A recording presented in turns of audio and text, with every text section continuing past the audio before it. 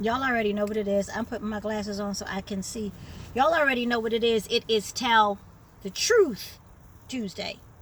And y'all gonna stop playing with me. I don't I'm tired from 7 days of foolishness. Of 7 days of the epitome of not knowing how to exit. And that's all I'm gonna talk about. I'm gonna jump in real quick and then we done. Because I'm not fooling with these people that I know how to exit. What am I saying? It's Tell the Truth Tuesday. Y'all gonna stop playing with me. I'm way too grown and I'm way too grateful for the foolishness.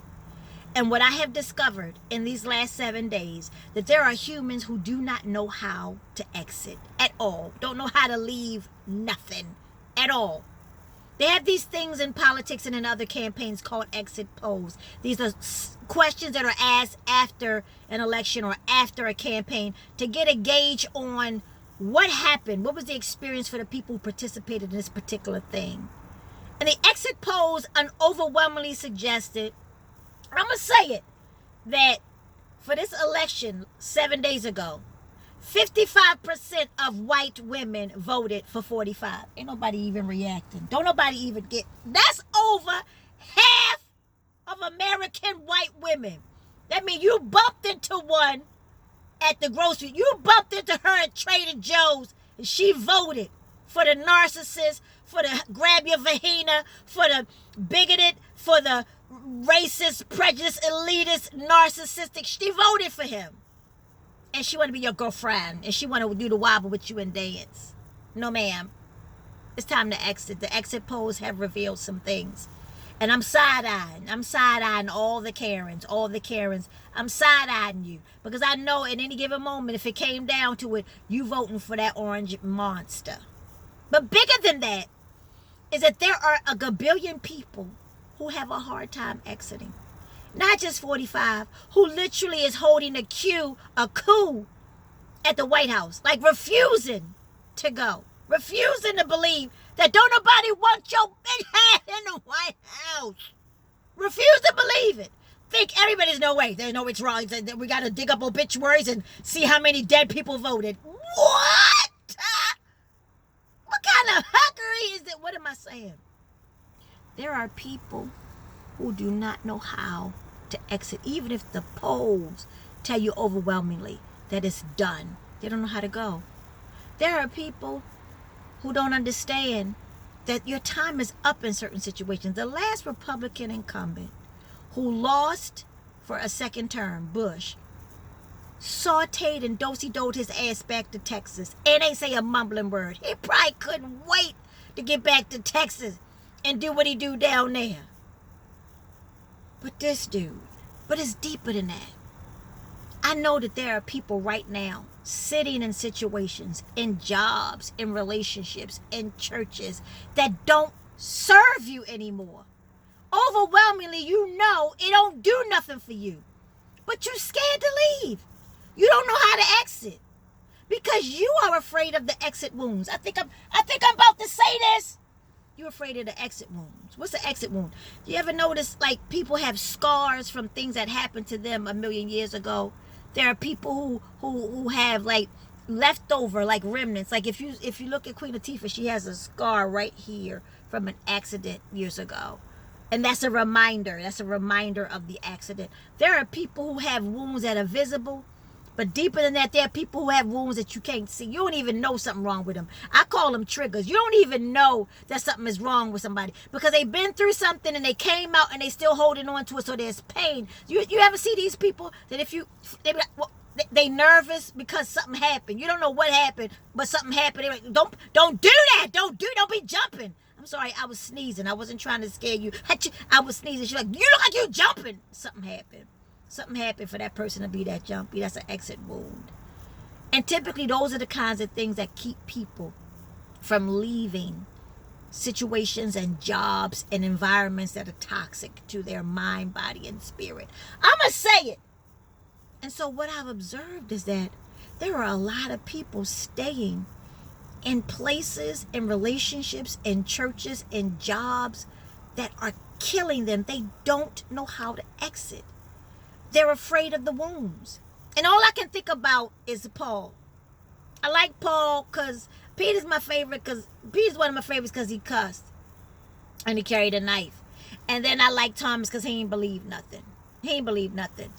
But Paul was a straight up murderer and then was transformed by the renewing of his mind. But he had these wounds. He had these exit wounds. And the scriptures never really said what the wounds were. It just said he had a thorn in his flesh. I know I'm not trying to get all biblical. It's just my interpretation. He had a thorn in his flesh. And he had asked God over and over again to take this thorn from me, but God wouldn't take it. He said, my grace is sufficient.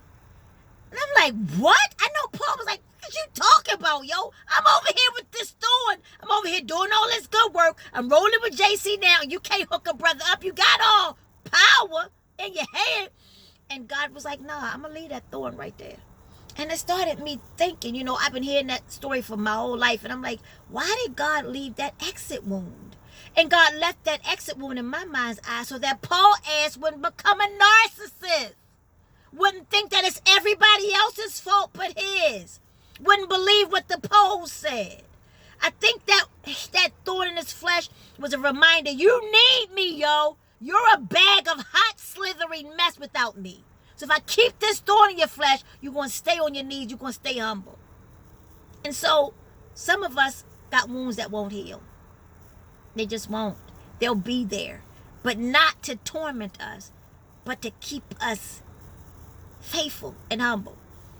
But then you got some people who just don't believe that you was really ready to exit. They mad at you because you chose life. And I said it before.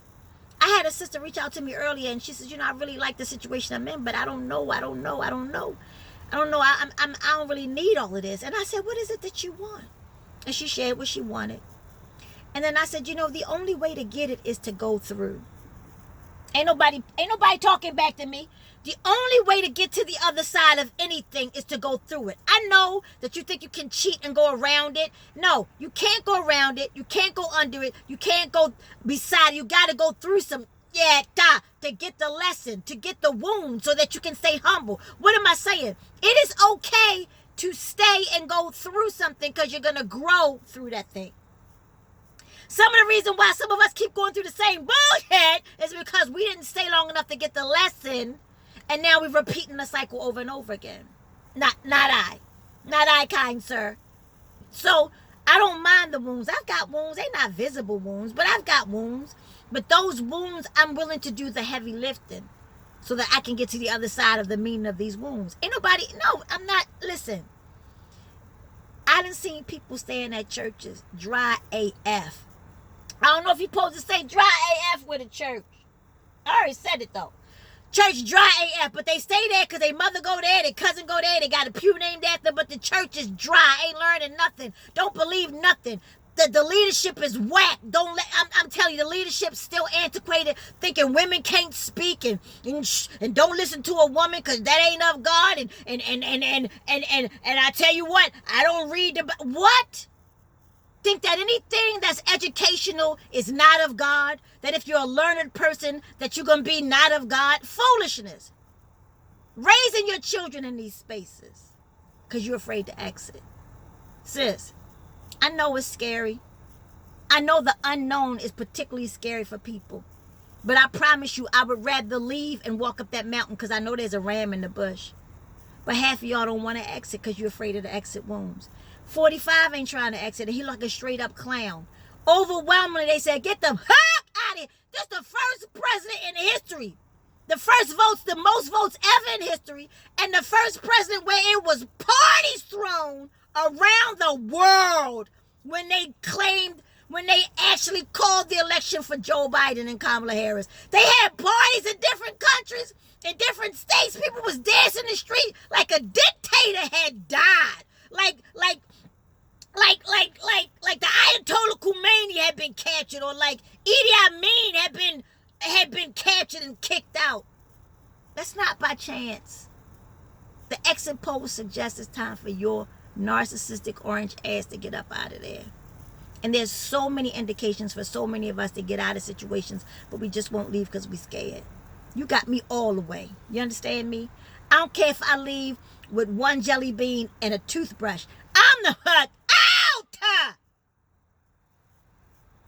You got to trust that God knows what's best for you. And you got to trust that God got the final say. And you got to trust that you deserve every good thing that God has for you. Don't be afraid to exit, baby sis. Don't be afraid to exit, kind sir. Don't be afraid to leave that federal government job. Trust and believe that God got more coin for you. Don't be afraid to get up out of that bogus ass church. Believe that God has another place of worship where you can evolve and grow and learn. What am I saying?